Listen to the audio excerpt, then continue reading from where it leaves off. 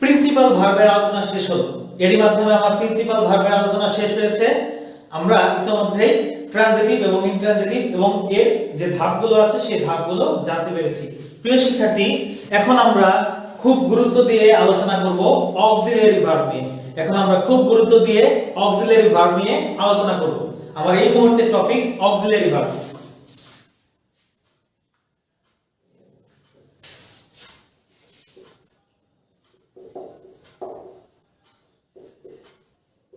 আমার এই মুহূর্তের টপিক অক্সিলিয়ারি ভার্বস।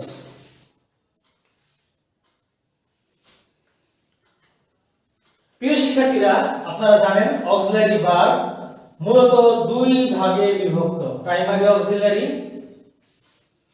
আর এটা হচ্ছে মডাল অক্সিলিয়ারি। প্রাইমারি অক্সিলিয়ারি আর এটা হচ্ছে কি মডাল অক্সিলিয়ারি। একটু কষ্ট করে লিখে নিন সবাই, কেউ ঝিমিয়ে পড়বেন না। লিখতে হবে, বুঝতে হবে, শিখতে হবে, ঠিক আছে? আরো বেশ কিছু গুরুত্বপূর্ণ আলোচনা আছে। আরো কমপক্ষে 20টি মিনিট সময়, আরো কমপক্ষে 20টি মিনিট সময় আমাদের সঙ্গে ধৈর্য ধরে শক্তি নিয়ে থাকতে হবে, ঠিক আছে? আমি পড়াচ্ছি, আমি ক্লান্ত হচ্ছি না, কিন্তু আপনারা যদি ক্লান্ত হয়ে যান তাহলে কিন্তু কি হবে, আপনার ক্ষতি হবে।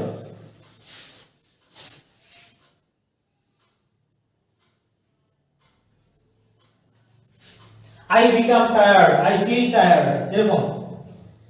রুবাইয়াম রাখি এক্সামে আসে যে একটি ভার্বের নাম দেওয়া থাকে অথবা একটি বাক্য দেওয়া থাকে, এই বাক্যে এটি কোন ধরনের ভার্ব, যেমন I feel tired, ফিল কোন ধরনের ভার্ব, এটি একটি কি লিঙ্কিং ভার্ব, এরকম।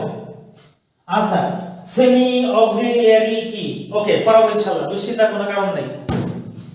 সেমি অক্সিলিয়ারি দিয়ে আসলে সেমি মডালকে মিন করা হয়, নো প্রবলেম, দুশ্চিন্তার কোনো কারণ নাই। দেখুন সবাই।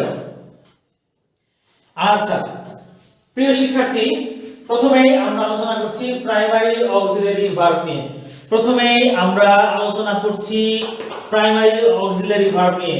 তিন ধরনের ভার্বকে প্রাথমিক পর্যায়ে প্রাইমারি অক্সিলিয়ারি ভার্ব ধরা হয়। অনেকেই পারেন, be verb, have verb, do verb. তিন ধরনের ভার্বকে প্রাইমারি অক্সিলিয়ারি ভার্ব বলা হয়। কি কি স্যার? তিন ধরনের ভার্বকে প্রাইমারি অক্সিলিয়ারি ভার্ব বলা হয়। এক হচ্ছে বি ভার্ব, দুই হচ্ছে হ্যাভ ভার্ব, তিন হচ্ছে ডু ভার্ব। প্লিজ খুব ঠান্ডা মাথায় খেয়াল করবেন, খুব ঠান্ডা মাথায় খেয়াল করবেন। প্রিয় শিক্ষার্থী, বি ভার্ব মানে সবাই পারি। কি কি? am, is, are, was, were, তাই না স্যার? been, been ইত্যাদি আমরা সবাই জানি। হ্যাভ ভার্ব পার্টি স্যার খুব সহজ, বেশি ব্যবহৃত হয় হ্যাভ, হ্যাজ, হ্যাড। কি ব্যবহৃত হয় বেশি? Have, has, had. আপনারা পারেন। ডু ভার্ব তিনটি। কি কি স্যার? কি কি? কখনো ডু, কখনো ডাজ, কখনো ডিড। কষ্ট করে লিখে নিন সবাই, সবাই কষ্ট করে লিখে নিন।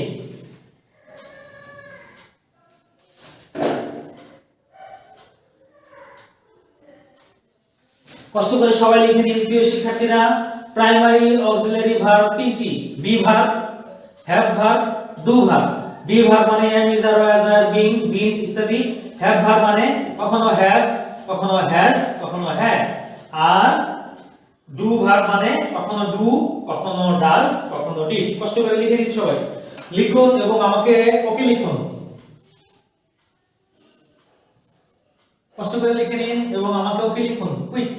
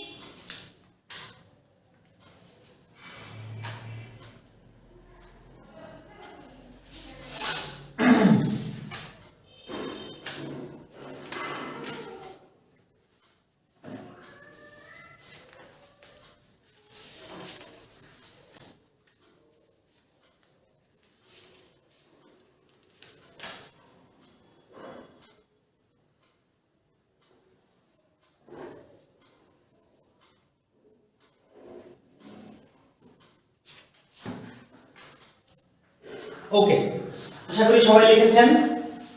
প্রাইমারি অক্সিলারি এটা সম্পর্কে আমরা ইতিমধ্যেই আইডিয়া লাভ করেছি, ঠিক আছে স্যার? প্রাইমারি অক্সিলারি এটা সম্পর্কে আমরা ইতিমধ্যেই আইডিয়া লাভ করেছি। এখন আমাদের মডাল অক্সিলারি ভার্ব সম্পর্কে আইডিয়া লাভ করতে হবে। মডাল অক্সিলারি, এই মুহূর্তে আমার আলোচনার বিষয়বস্তু হচ্ছে মডাল অক্সিলারি।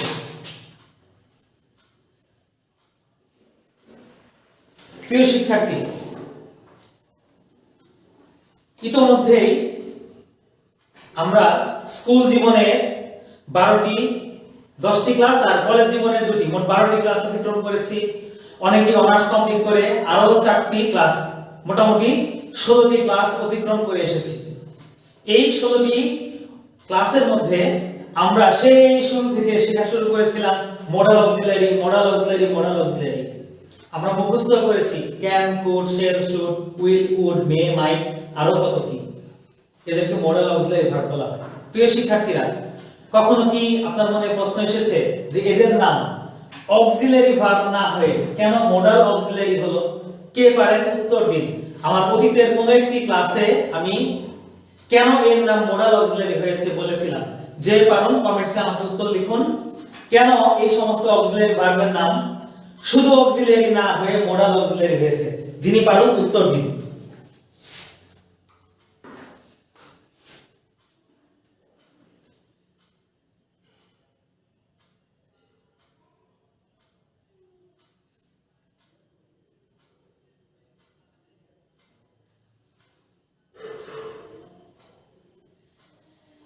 মোহাম্মদ আমানুল্লাহ আমান, না দুঃখিত, এগুলো প্রিন্সিপাল হিসেবেও কাজ করে না, না এটি উত্তর না।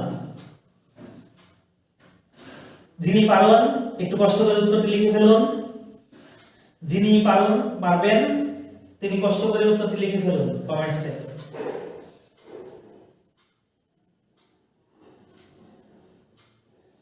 হ্যাঁ, সুজন শর্মা, ধন্যবাদ, আমরা সঠিক উত্তরটি পেয়ে গেছি। সুজন শর্মা সঠিক উত্তরটি দিয়েছেন। এগুলোর নাম শুধু অক্সিলারি না হয়ে কেন মডাল অক্সিলারি হয়েছে? কারণ এগুলো ক্রিয়ার মোড বা ক্রিয়া প্রকাশের ভাবকে প্রকাশ করে। যেমন মে আই কাম ইন, আমি কি আসতে পারি? মে দিয়ে অনুমতি চাওয়া হচ্ছে। আই ক্যান ওয়াক, আমি হাঁটতে পারি। এই ক্যান দিয়ে সামর্থ্য প্রকাশ করা হচ্ছে। আই শুড গো, শুড দিয়ে উচিত কাজ প্রকাশ করা হচ্ছে, তাই না স্যার? এই জীবন পর্যন্ত শুধু মুখস্থই করেছেন মডাল অক্সিলারি, মডাল অক্সিলারি। আজকে একটু শিখে নিন ছোট ভাই বোন। যদি কখনো শিক্ষক হন, শিক্ষার্থীদেরকে কিংবা নিজের সন্তানকে শেখাতে পারবেন যে এই সমস্ত অক্সিলারি ভার্বগুলো দিয়ে ক্রিয়া মোড প্রকাশিত হয় বলেই এদের নাম মডাল অক্সিলারি ভার্ব। কোনটি দিয়ে অনুমতি, কোনটি দিয়ে বাধ্যবাধকতা, কোনটি দিয়ে সামর্থ্য, এগুলো প্রকাশ করা হয়। যেমন আই মাস্ট গো, আমাকে যেতেই হবে, বাধ্যবাধকতা প্রকাশ করা হচ্ছে। প্রিয় শিক্ষার্থীরা, ঠিক আছে, খুব ভালো করে মনে রাখবেন। ঠিক আছে, অসংখ্য ধন্যবাদ। আচ্ছা, মুনিয়া রহমান, মনে রাখতে হবে।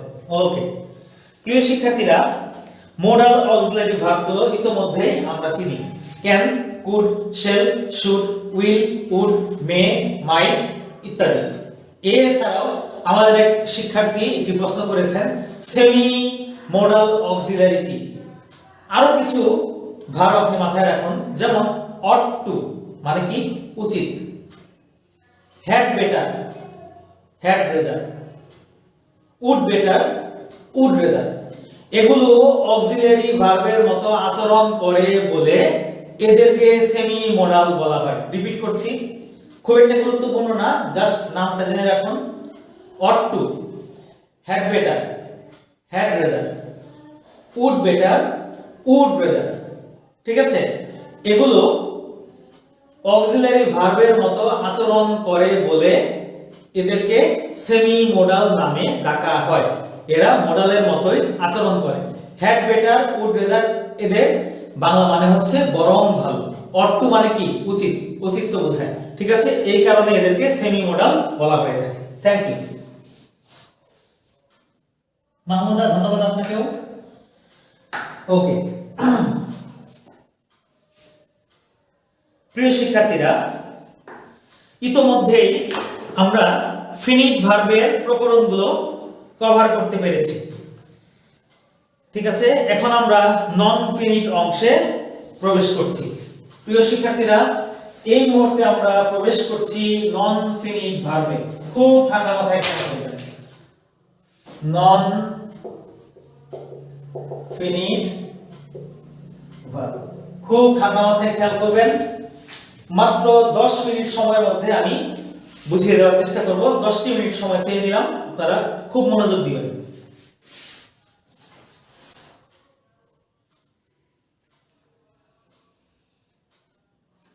ওকে, ইতিমধ্যে আমরা জেনে ফেলেছি নন ফিনিট ভার্ব নিজে নিজে বাক্যের অর্থকে, একা একা বাক্যের অর্থকে প্রকাশ করতে পারে না। আমরা জেনেছি নন ফিনিট ভার্ব টেন্স অনুযায়ী রূপের কোনো পরিবর্তন ঘটায় না।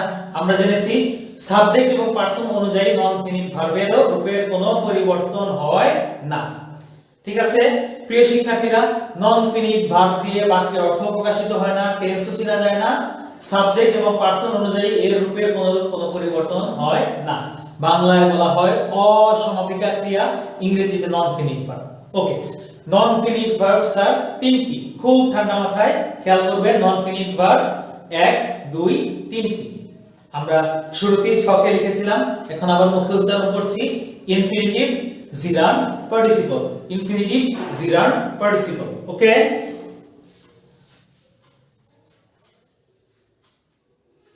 আচ্ছা, প্রথমেই স্যার ইনফিনিটিভ। খুবই সহজ। ইনফিনিটিভ খুবই সহজ একটি আইডিয়া।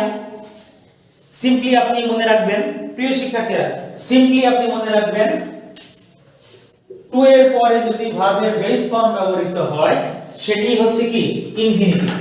টু এর পরে যদি ভার্বের বেস ফর্ম ব্যবহৃত হয় সেটি হচ্ছে কি ইনফিনিটিভ। ওকে, যেমন আমি তাকে শাস্তি দেওয়ার একটি পরিকল্পনা করলাম। কি হবে? I made a plan to punish him. Sir, I made a plan to punish him. Made হচ্ছে একটি ফিনিট ভার্ব, আর টু পানিশ হচ্ছে একটি ইনফিনিটিভ, এবং এটি একটি নন ফিনিট ভার্ব। ইতিমধ্যেই আপনারা জেনে ফেলেছেন। ঠিক আছে sir,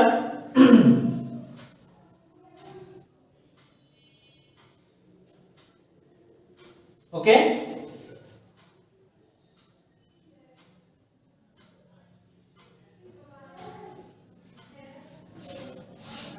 I made a plan to punish him. Made টা হচ্ছে একটি ফিনিট ভার্ব, কারণ এটা থেকে টেন্স চিনতে পেরেছি, পাস্ট টেন্স। আবার I made a plan বাক্য হয়েছে, কিন্তু টু পানিশ এটি হচ্ছে কি 2 + v1, এটা কি ইনফিনিটিভ, এবং এটি একটি কি নন ফিনিট ভার্ব, আমরা সবাই জানি। তো আমাদের 2-3 জন শিক্ষার্থী, 2 জন বা 3 জন শিক্ষার্থী তারা কমেন্টস করেছেন যে স্যারের ক্লাস মানে নতুন কিছু। ঠিক আছে, আমি অনুপ্রাণিত হয়েছি, খুশি হয়েছি। আপনাদেরকে নতুন 2টা শব্দ শিখিয়ে যাব ইনফিনিটিভ নিয়ে, যেটা আগে হয়তো আপনি কখনো শিখেননি।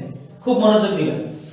যেহেতু আপনারা খুশি হয়ে কমেন্টস করেছেন স্যারের ক্লাস মানে নতুন কিছু, আমি ইনফিনিটিভ নিয়ে 2টা নতুন কথা শিখিয়ে যাব, এবং আমি মোটামুটি নিশ্চিত হয়তো আপনি এই দুটো কথাই আগে হয়তো শুনেননি, শিখেননি। একটু লিখে নিন।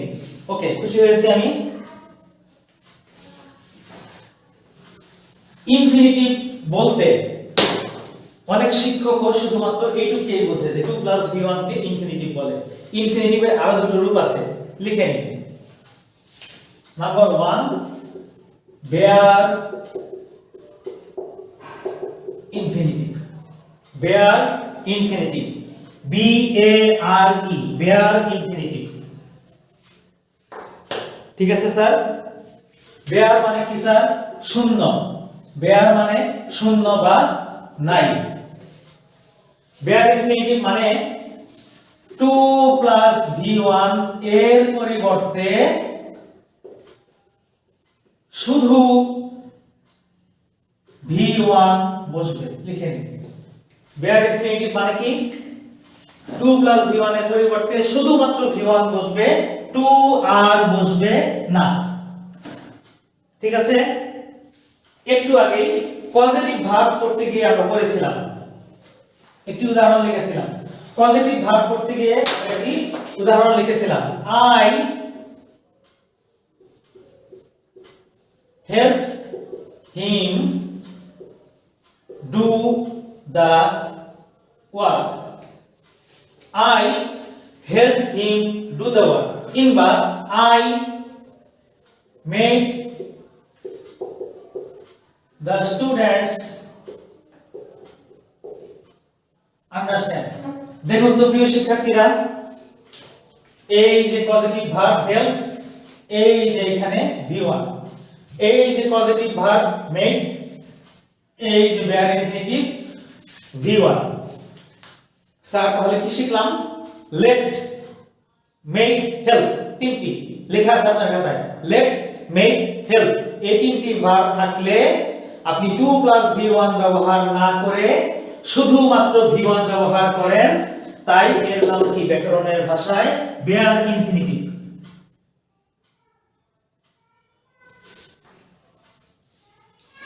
আপনাদের দোয়ায় আল্লাহর রহমতে প্রত্যেকটা টপিক নিয়ে আমি অনেক কথা বলার একটি সামর্থ্য রাখি, কিন্তু সীমাবদ্ধতার কারণে আমাকে কিছু সীমিত জ্ঞান ডেলিভারি দিতে হয়। এই হচ্ছে কি বিষয়টি, অসুবিধা নাই। আমি যদি বেঁচে থাকি, আপনারা যদি বেঁচে থাকেন, ভবিষ্যতে আরো জ্ঞান বিতরণ হবে ইনশাআল্লাহ। দোয়া রাখবেন আমার জন্য।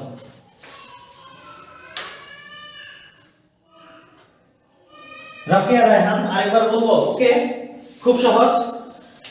আপনি হয়তোবা একটু আগে পজিটিভ ভার্ব লিখে নিয়েছেন। পজিটিভ ভার্বে আপনি দেখেছেন যে মেক, হেল্প এবং লেট এর ব্যবহার।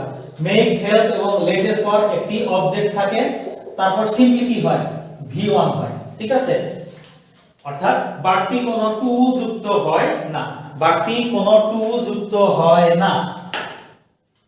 ঠিক আছে স্যার, যখনই টু বাদ দিয়ে শুধু V1 ব্যবহৃত হবে, মানে কি টু নাই, শূন্য, শূন্য ইংরেজি বেয়ার, তখন কি হবে? শুধু V1 এর জন্য এর নাম হয়ে যাবে বেয়ার ইনফিনিটিভ, টু আর ব্যবহৃত হবে না। ঠিক আছে স্যার, ওকে, ধন্যবাদ আমানুল্লাহ।